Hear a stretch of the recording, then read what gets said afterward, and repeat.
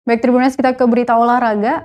Maluku kirimkan 33 atlet berlaga di Peparnas ke-16 di Papua. Pemerintah Provinsi Maluku melepaskan 33 atlet untuk bertanding pada Pekan Paralimpiade Nasional atau Peparnas ke-16 2021 di Papua pada Jumat 5 September. November 2021 mendatang.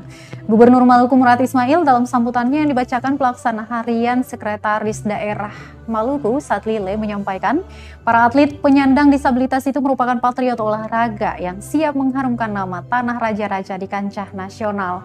Menurutnya, dilihat dari rekam jejak para atlet ini, Maluku telah membuktikan keikutsertaannya baik di tingkat nasional maupun internasional.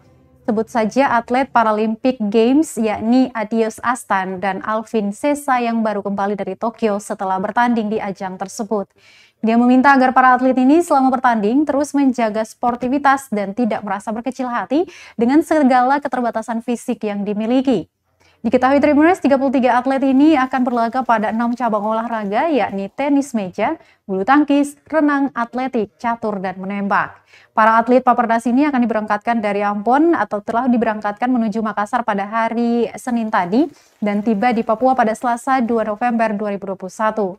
Mereka menjalani klasifikasi dan keabsahan sebelum mulai bertanding di arena mulai 6 hingga 13 November 2021. Setidaknya 1.958 atlet dari 34 provinsi akan bertanding dalam pesta olahraga tersebut. Bertempat di Aula Dispora Provinsi Maluku. Saya atas nama Gubernur Maluku mengukuhkan saudara-saudara sebagai kontingen Maluku untuk Pekan Paralimpik Nasional ke-16 tahun 2021 di Provinsi Papua dengan rincian 33 atlet dan 15 ofisial untuk cabang olahraga atletik, tenis meja, renang, bulu tangkis, catur, dan menembak. Persembahkanlah ya Tuhan Yang Maha Esa memberkati jeri juang saudara-saudara. Terima kasih sudah nonton.